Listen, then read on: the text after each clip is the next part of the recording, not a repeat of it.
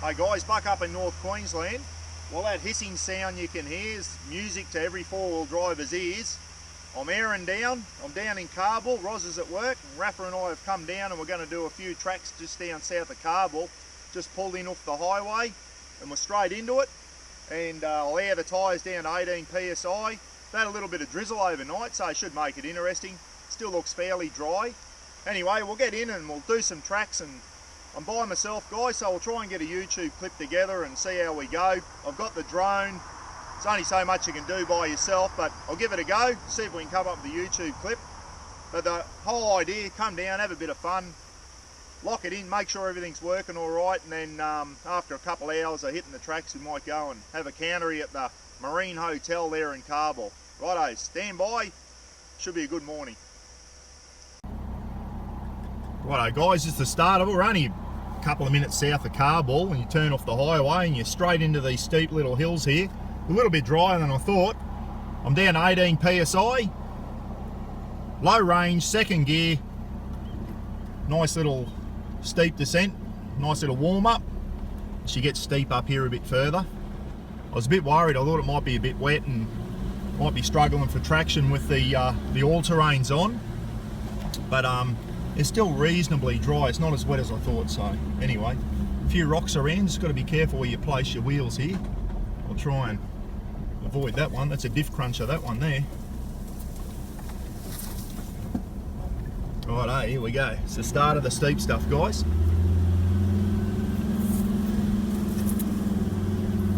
Let's try and keep a nice even speed on the way up.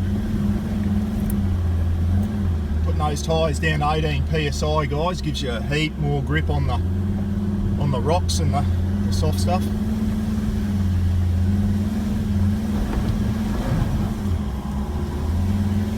I haven't got my rear locker on, no need for it just yet.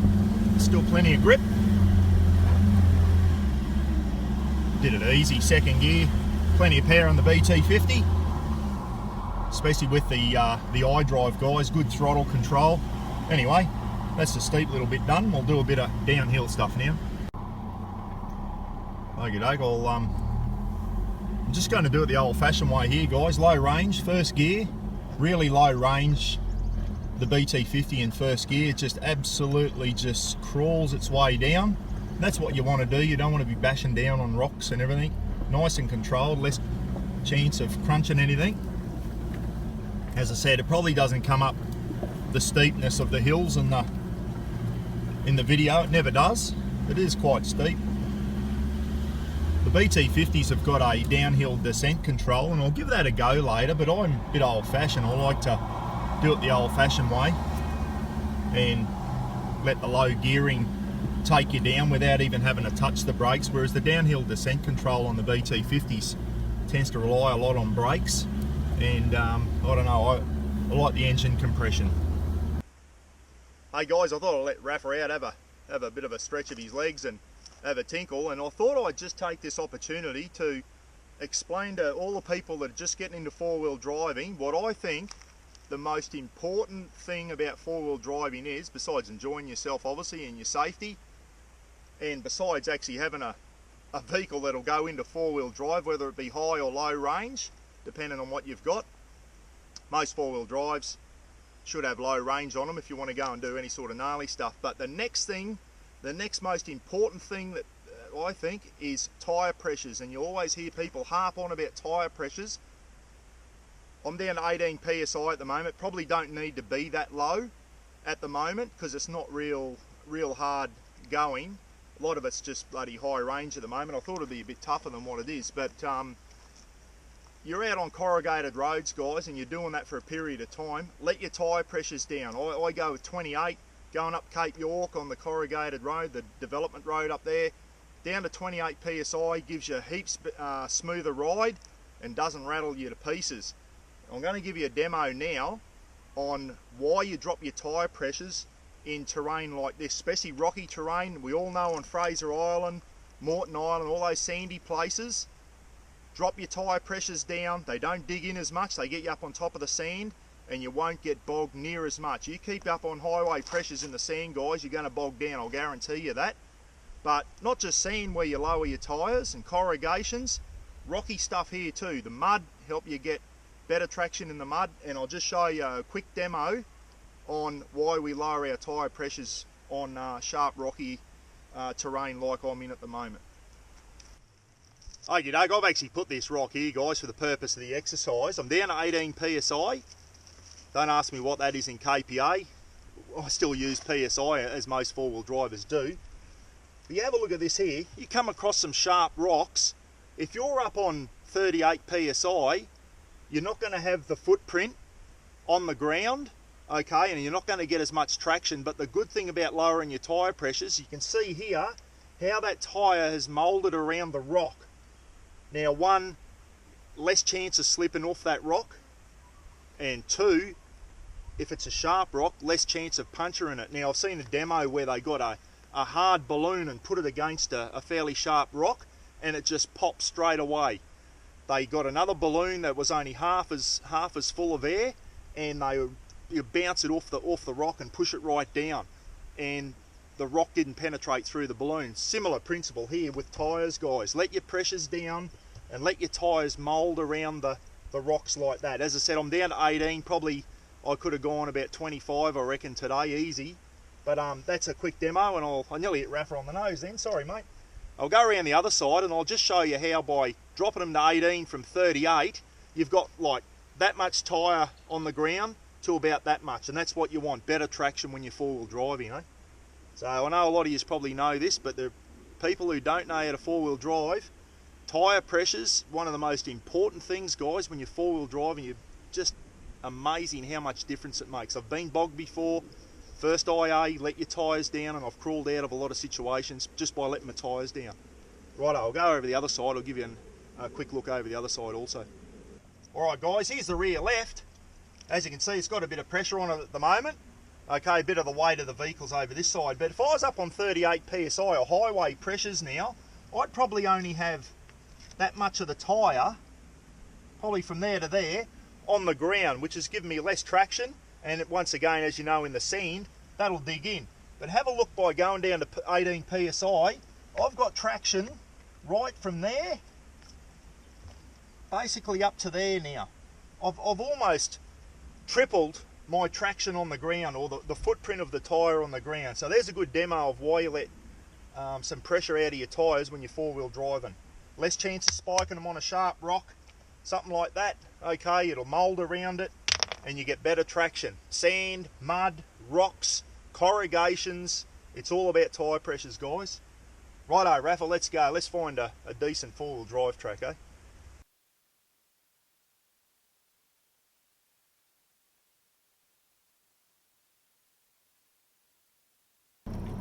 Oh, well, they built this tower straight over the top of the four-wheel drive track. You go straight underneath it. That wasn't there last time I did these tracks. Here we go, little drop off here.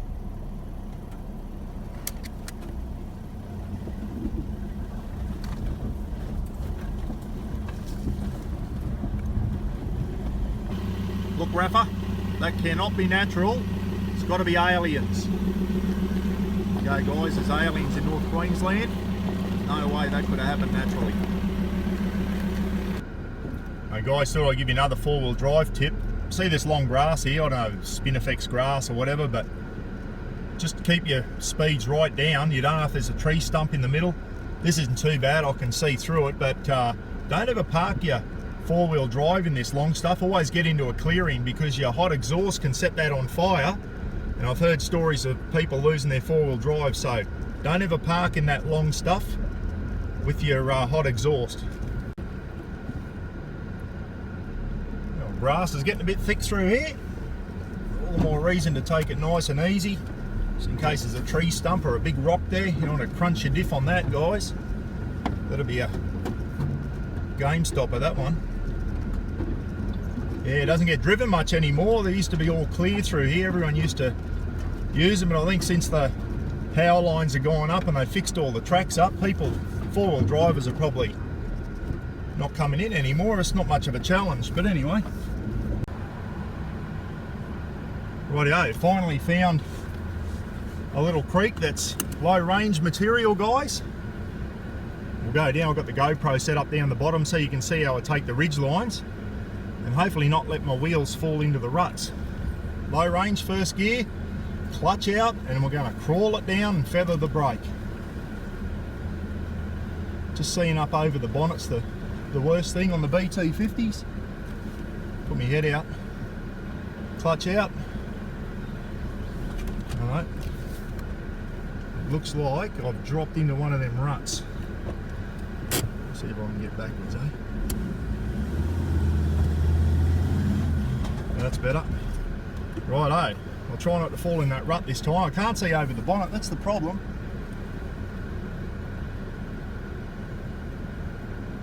That's the big problem. Line there now.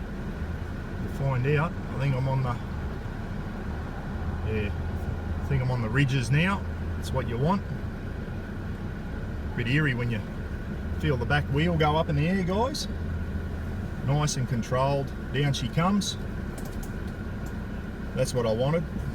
As I said, part of the trouble, that's where you need a spotter, guys, with a two-way out the front. Someone to spot you.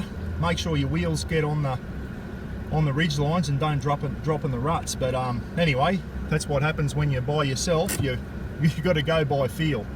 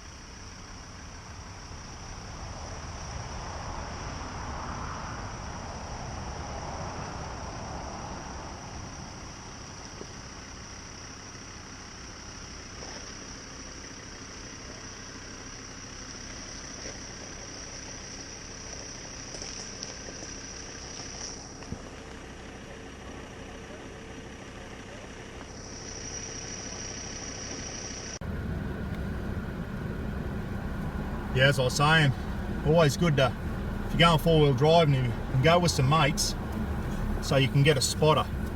Really important, but as I said, Roz is at work today and I've had to come out solo. I haven't taught Rafa how to spot for me yet. But anyway, nice tight little creek bed this one. Just crawl my way through.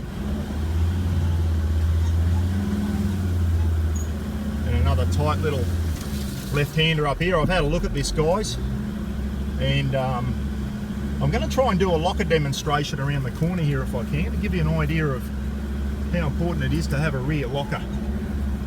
Righto. Okie doke, so I was whacking my seatbelt on. I've set the GoPro up the top there. Dirty big rut, and I mean a steep one, or a deep one under my left wheel there, guys, so I've got to try and miss that if I can. No locker on at the moment. I'll see if I can get up without a locker. Very rutted. This is the stuff I was after anyway, so let's have a go. Try not to get in that rut again. Righto, there we go. Started to spin already. That's not a good sign.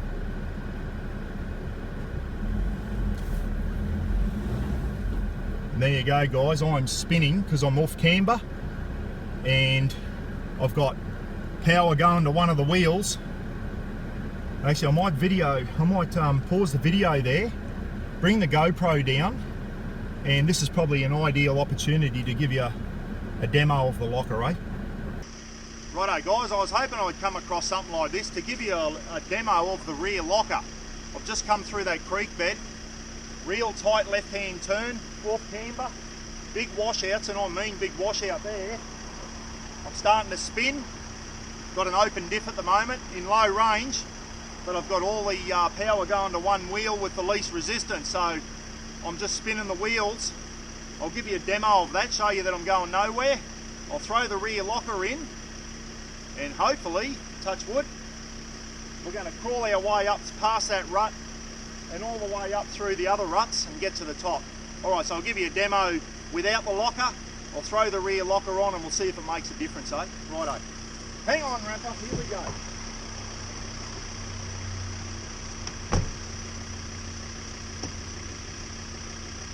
Back your seatbelt on.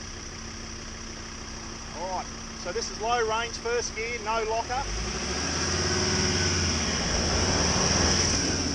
Okay, so you can see there, the wheels with the least resistance, it's throwing all the power to them, I'm just spinning. So I'll throw my rear locker on now. It's a simple push of the button in the dash.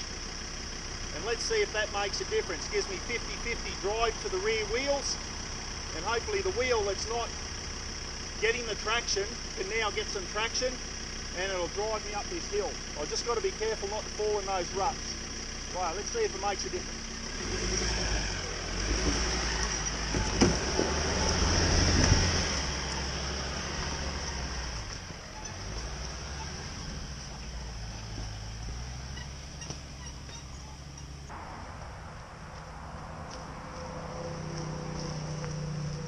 Righto, sorry about the delay.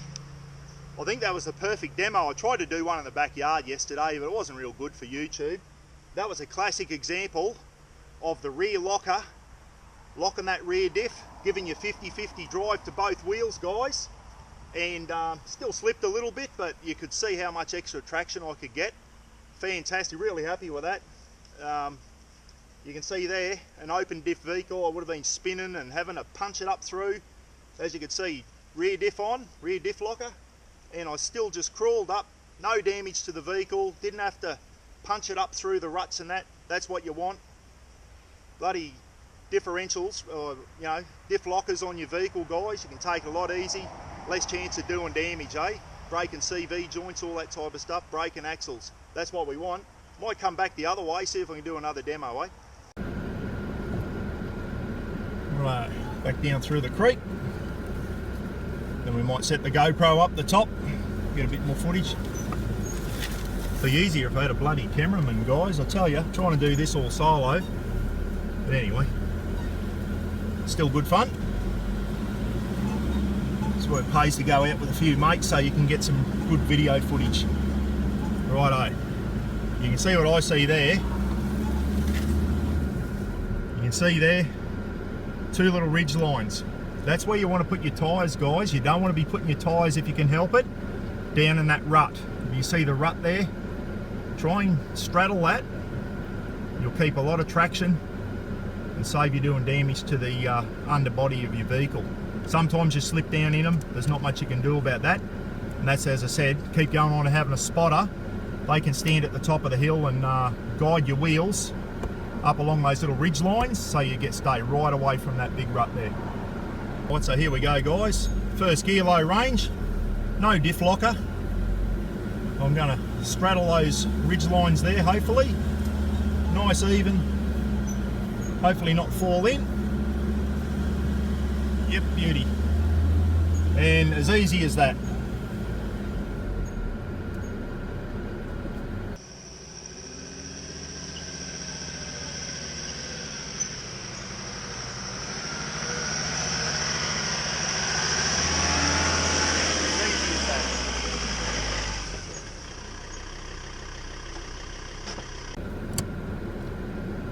Rightio, I'm going to do another rear diff locker demo. I'm going to purposely put my wheels in those ruts there, guys. I just drove up there easily before, as you can see. I'm going to go in the ruts this time with my right wheels.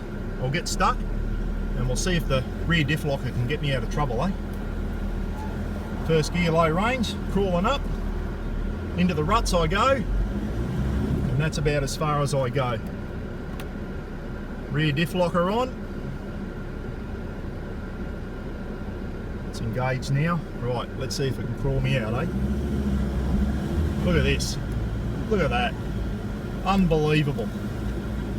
Just... geez, they make a difference, those rear lockers. Unbelievable.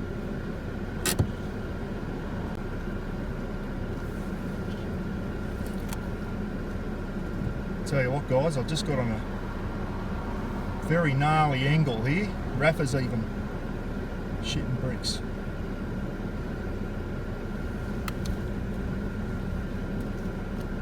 Not a good thing.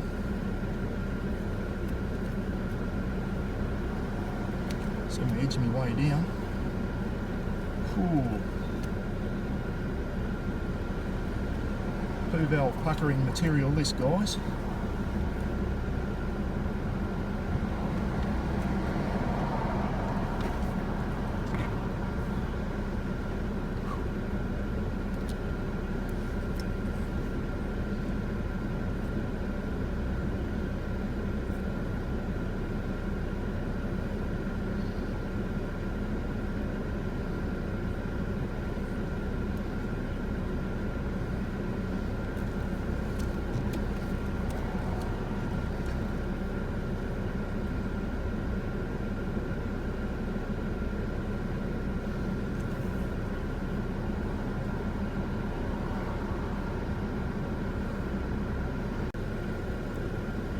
Oh boy, I couldn't get out and go for the winch scene, guys. I was on too much of an angle. Oh, that was a bit hairy. Geez, I got that wrong. But anyway, I've managed to put the rear locker on and a bit of left hand down, and I think I'm out of trouble. Thank God for that. Whew. Doesn't pay to reverse down hills, guys, just to do a demo. I nearly come unstuck then, but anyway, all good. She's still on 4 wheels. As they say, keep the shiny side up. That's the idea. Oh, I'll do a winch demo somewhere else, I think. Righto guys, you can see there I purposely put that front wheel down into a huge rut. It's over half the depth of the front wheel. I'll put my locker on. No way I'd get out of that without a locker. I'm just going to see if I can get out with a locker on. Righto.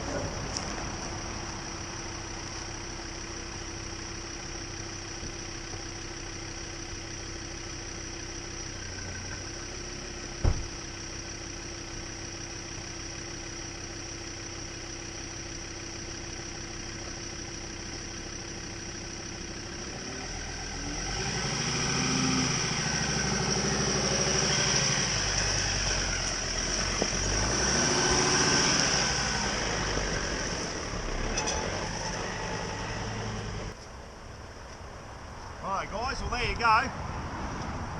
Not a bad demo. This is a bloody deep rut here.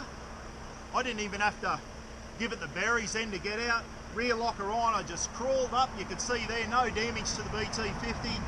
Didn't have to try and bash it up like I would with an open diff. You can see how close I am to the highway here. Hey Rafa. And geez, I tell you what, those rear diffs make a real big difference. Tyre pressure is the one. Rear diff's another one, guys. Rear diff locker, I should say. Everyone's got a rear diff. But yeah, anyway, we'll go the other way, and I'll try and stay clear of the ruts this time and go through on a nice clean approach and a clean departure through the creek, eh?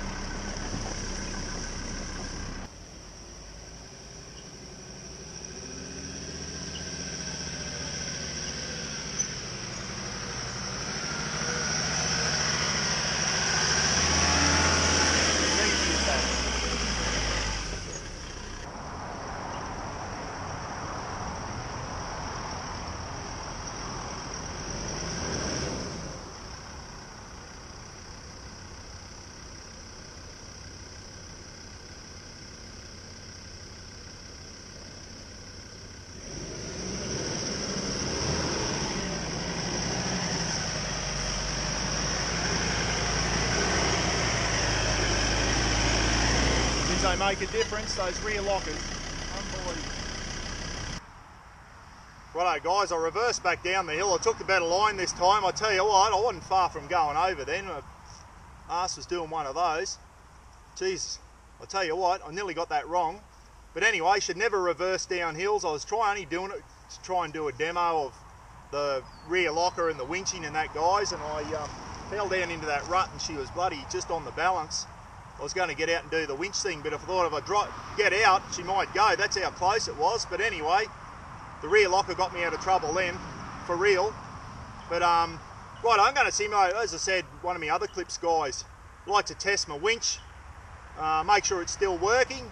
As you know, I can get out of this using the rear locker, but I've taken the locker off now, and I'm just going to give the winch a test run, the old Dominator X winch, and just put it through its paces. I haven't had to use it in anger yet.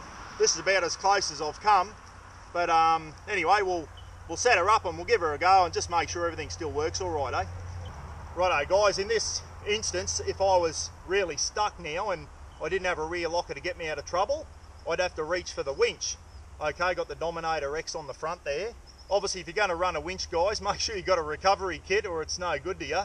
Not really anyway. Just some of the basics. Winch dampener blanket. Very important, 12,000 kilogram tree trunk protector. Okay. And obviously your winch rope. Also carry a winch extension, just in case you've got a tree that's just that more than 27 metres away.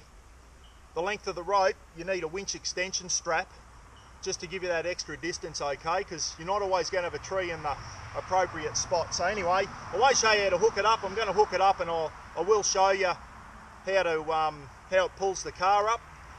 I'm going to use the Wi-Fi device. I tried to use it yesterday, forgot to plug the Wi-Fi device in, wondered why it didn't work. I had a Russell Coit moment. But anyway, I'll plug that in, make sure the wireless thing still works, that way you don't have to run a cable or anything. Anyway, I'll hook the winch up and we'll get into it, eh? I said I was not going to show you how to do the Domino. A few people have actually asked me for it, guys, thinking back now on YouTube, so I will show you how to do it. So bear with me.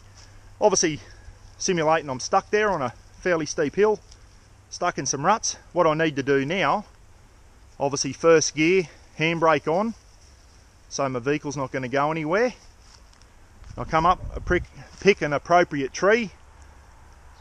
That one's still alive, as you can see there, still growing. You don't want a dead tree that's going to fall over on top of you. So that one's a nice solid tree, and I've put my tree trunk protector around the bottom.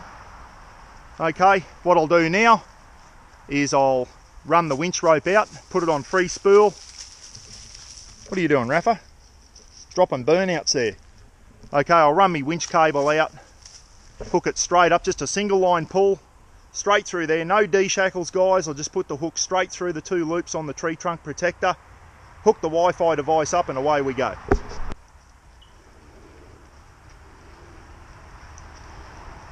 You've got to lean into it, eh? There's a bit of pressure on the free spool. It's not easy, so you really got to put your body weight into it.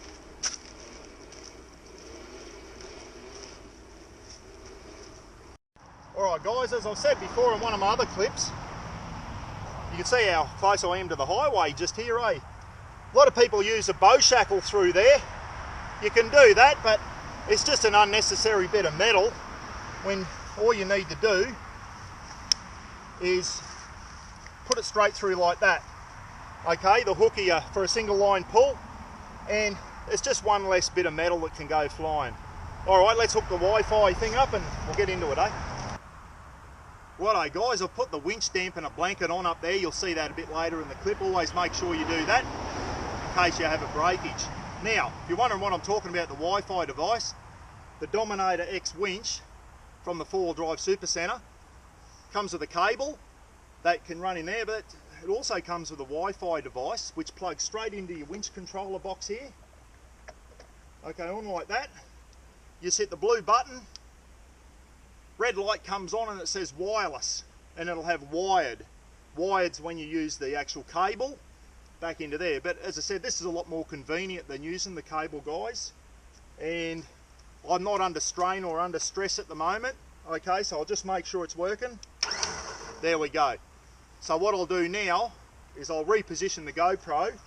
I'll get inside the cabin and I can operate my winch. And the idea now is I don't just let the winch do all the work.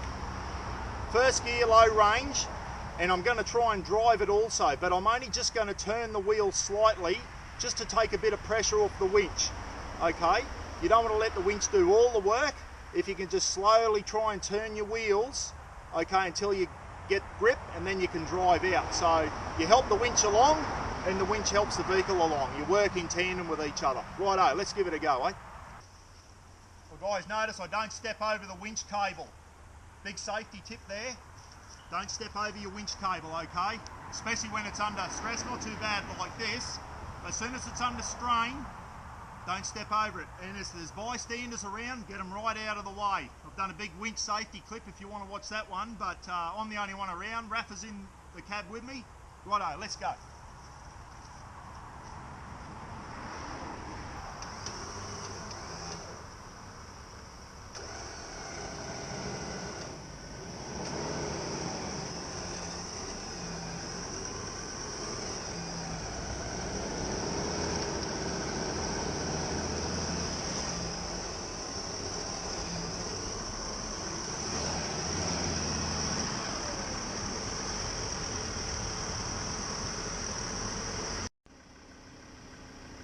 Tell you what guys, that wasn't a real good demo at all. I'm a bit rusty at this, but anyway, got me up, the winch got me out of trouble. That's the main thing. It's just the hardest bit I found is getting your winch and getting your wheels turning just at the right cohesion together, without trying to over rev. And yeah, it takes a bit of practice. I haven't done a lot of winching, I must admit, but anyway, I'm out of trouble. Let's go and have some lunch, eh? Righto guys, after that bit of excitement, bloody nearly putting the BT on its side. That was a bit gnarly. I tell you, I don't know if it'll come up in the film, but it was on. It was really rocking there. Here, bit of a Scooby snack for Rafa. Thought I'd pull over, let the old heart rate come down a bit, make a cup of tea with the stuff I got in the drawer system there. And listen, one thing I did that I shouldn't have done, and I only did it because I wanted to put it in the clip, guys. I reversed back down a hill with some big ruts. You never reverse down hills four-wheel driving. As I said, I was only doing it, I wanted to go back down and do a demo of the winch, and I got all sorts of messed up there and dropped into that rut, and the BT50 was just hovering on, yeah, enough to make my heart start pounding, that's for sure. So normally you wouldn't do that. I got away with it. I learned by my mistakes. I won't be doing that again. Don't ever reverse down hills when there's ruts and that. Keep going forward. And if you need to go back down, turn around and go back front ways, a lot safer. But anyway, while I'm making me cup of coffee, she's boiling, she's away. They're good, these little gas butane stoves. They don't take long to boil the water. Just another little tip, guys, if you're going out for the day, one of these coal bags from Coles or Woolies, a couple of frozen water bottles in there with some snacks and a bit of milk and some soft drinks and some water, obviously. And don't forget water for your dog if you take him out.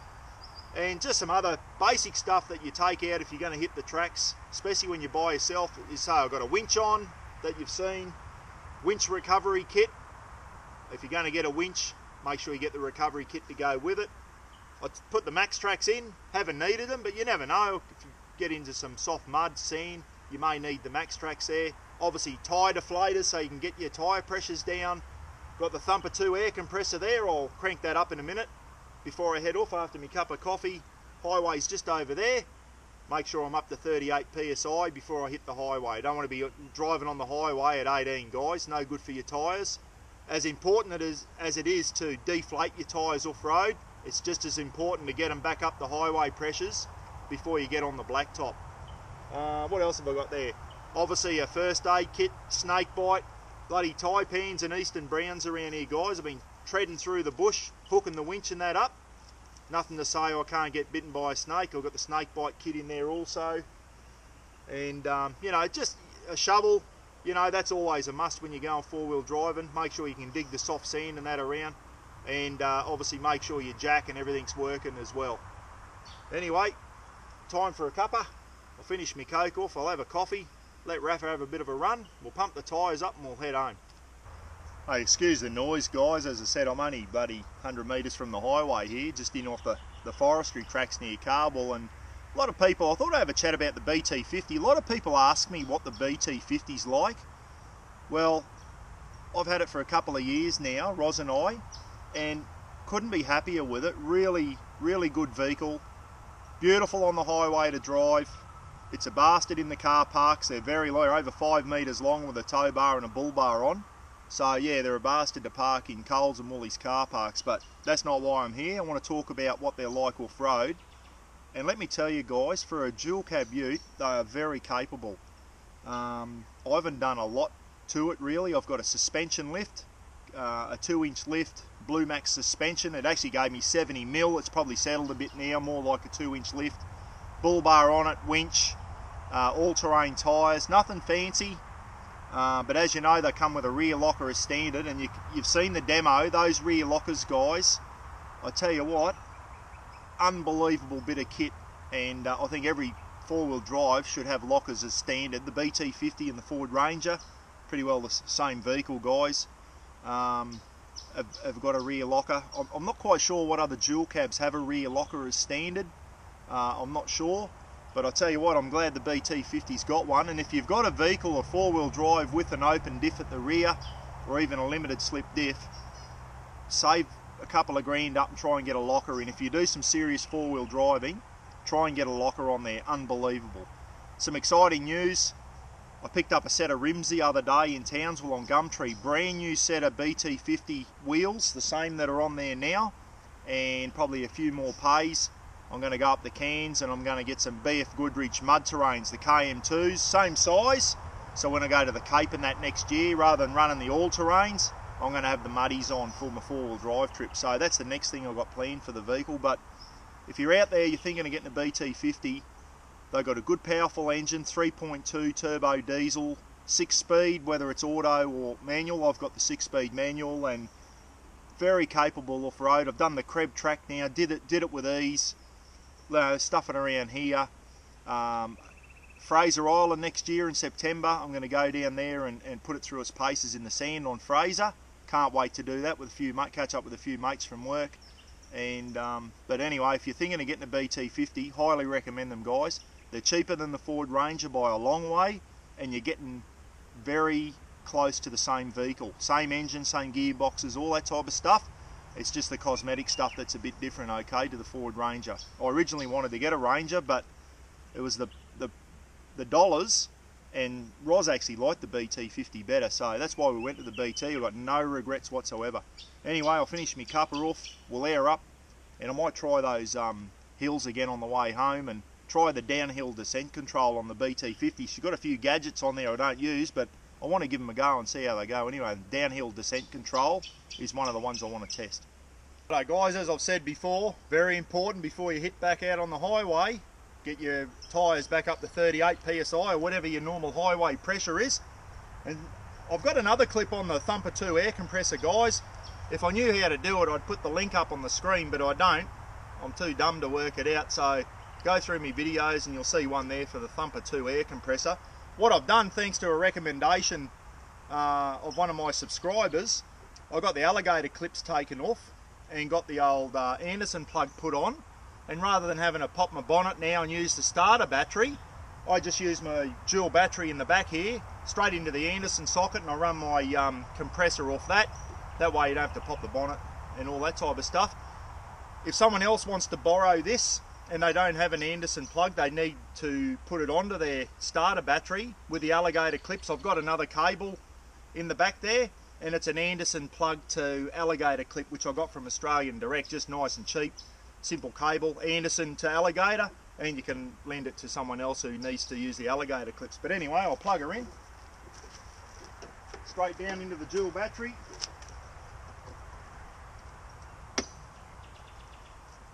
There we go. On she goes. Anyway, we'll get the tyres pumped up. 38 PSI for me, guys, for the highway. Running 265, 70, 17 BF Goodrich all-terrain, so I run about 38 to 40 on the highway. Just check with your local tyre rep, make sure you're running the right pressures on the highway, eh? Anyway, time to air up and we'll get further down towards Carbel. I might give that downhill descent control a go, eh? Well, there you go, guys. That's all 4 tyres back up to 38, 40 PSI, and that was less than 10 minutes easy. So the old Thumper 2 works there, a good little air compressor for the price, for under $100. Can't go wrong. Works like a champion. So yeah, Certainly a lot faster than the old one I had. I used to bloody over 15 minutes to put all 4 tyres back up on that. That was well less than 10 minutes. So anyway, back out on the highway, and might go and try, see if I can put the drone up in Kabul and get a bit of aerial footage of Kabul for you guys. Righto guys, we're just south of Kabul, little place called the 5 Mile Swimming Hole.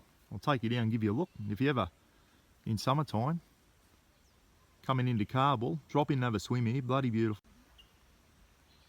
Little picnic area here, you can have an open fire over there, little open fires, you can cook your lunch and that on. You can have dogs on the lead, which is good.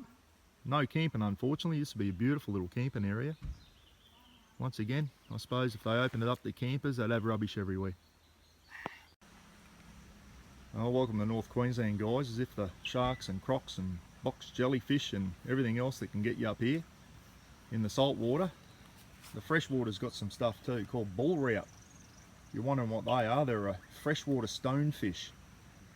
Very venomous, and mate of mine stood on one once up near Babinda, and he was laid up for over a week on crutches and that, couldn't walk, eh? So yeah, they're serious business. The old freshwater stonefish, or bull rout, they're called up here.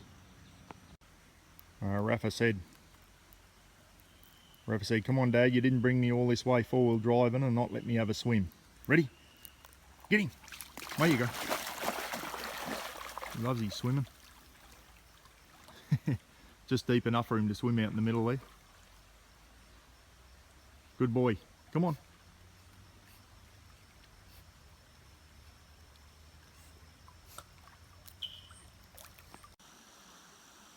Here we go guys, a little swimming hole called the 5 Mile Swimming Hole, just about 5 mile south of Kabul. A few fish down in there, I don't know if they'll come up in the video. The water's a bit low at the moment, being the dry season. It's certainly a nice little place to stop off and refresh. I've jumped in here before and bloody freezing cold water. Righto guys, thought I'd go the other way up this hill, one we went over before. Try that downhill descent control on the way down the other side. It's very steep. As I said, this is just off the highway. Let's keep her in low range so I can crawl up nice and gentle. Wait a second. Fairly easy this little bit here, not too hard. And so you don't want to be spinning your wheels and losing traction and banging up rocks and that. Try and keep your throttle nice and steady. Nice even pace all the way.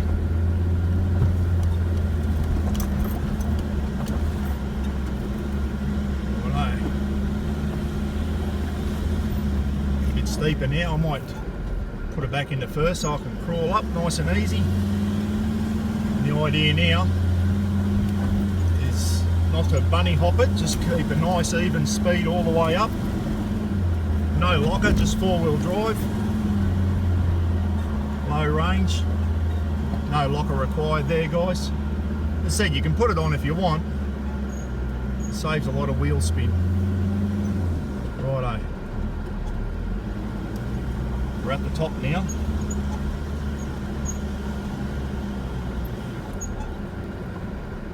About to head down. As you can see, we're only just off the highway. We're quite a way up. I don't know if that'll show up in the video. And it's quite steep going down the other side here, guys. You'll see in a minute. As I said, it never looks as steep on video, but normally when I do it, I'm low range, first gear, crawl my way down. Depending on the steepness, obviously you can do it in second if it's not too steep, but the BT50s come with this fancy contraption called downhill descent control. I'm going to push that downhill descent control on. So what I can do now is I'm going to go into low range first gear, and on the way down I don't need to do anything. The vehicle should do it all for me. Feels a bit unnatural. Keep your feet right away from the pedals, right away from the brake, and the vehicle will do everything for me. I hope. Let's see how we go.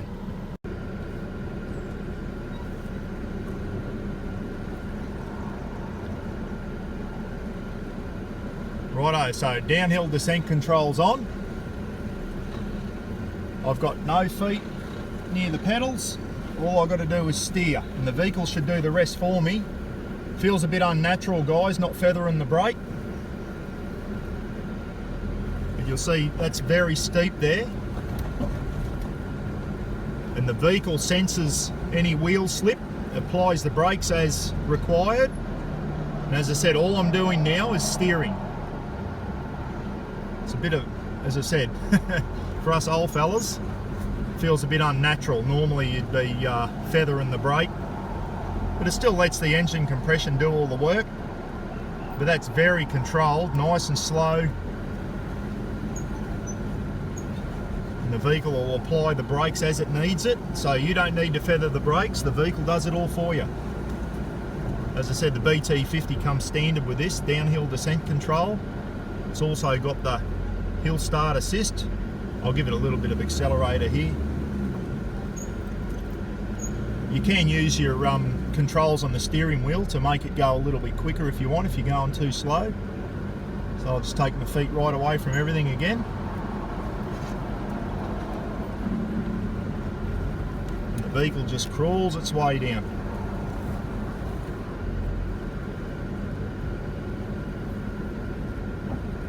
Not too bad at all. Rightio, we'll get on a flat bit here, I'll take it off and then we'll get up that other side, eh? Take that off. Downhill descent control off now. Second gear, low range, quite a steep hill. That's annoying, that CB, but anyway, here we go. Give it a little bit to get up here. Try not to spin the wheels. Where the iDrives are good, guys. Nice, good throttle control. Nice instant throttle control. And I'll keep the downhill descent control off for this. It's not that steep. I'll do it the old-fashioned way. Low range, second gear, and just feather the brake if I need to. Nice and controlled. Remember, I'm just running highway pressures now. Bother getting out, putting them back to 18, I don't really need it. See this rock up here? Just be careful of stuff like that. They're diff busters. Try and either get your tyre up on them or give them a wide berth if you can.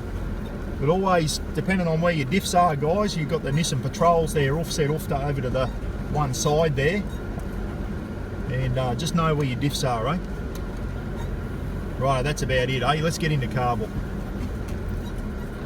Just another thing with the BT50s, if you're wondering, guys, if you can two-wheel drive, you can change into four-wheel drive high on the fly up to 80 kilometers an hour. But if you want to go to low range, you've got to stop and engage the clutch, okay? Just remember that. Make sure you stop if you're going to low range. All right.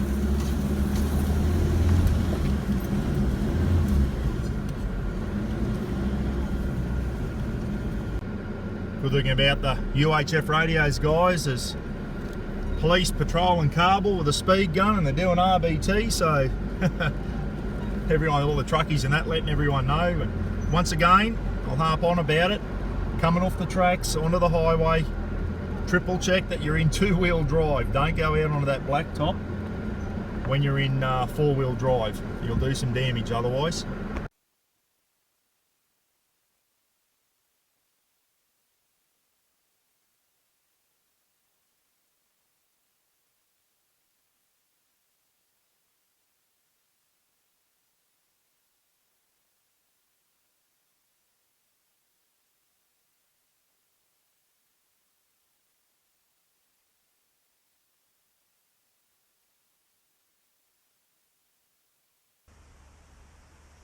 Righto, guys, I made it home in one piece, just. Anyway, so it was a good day. We'll get inside now and do a bit of a tidy up, pack all the gear away and go in and see if we can make some sort of YouTube clip out of it. But anyway, hope you got something out of the clip. I learned a few things. Don't reverse down hills, and Jesus, I nearly come unstuck. I'm still a bit shaken up over that one. I tell you what, it was too bloody close for comfort. But anyway, hope you got a few tips out of it, guys, especially about tyre pressures and having a rear differential locker on your four-wheel drive. Just amazing what difference they make. I keep harping on about it and whatever. So anyway, if you've got some mates that are just starting off in four-wheel driving and you think they can get something out of this clip, show it to them. And anyway, we'll catch you next time, eh? Not sure what the next clip will be. Probably something to do with the boat, hopefully, if the weather's nice. Still got 4 days off, and that's what it's about. Hate sitting in the house and not getting out. I've got to get out and do something or I get pissed off. Anyway, I'm happy now. I've got the four-wheel drive, got to test everything out. I'm happy with the way it went, and we'll plan the next one, eh? Righto, catch you later. Take it easy. Stay safe.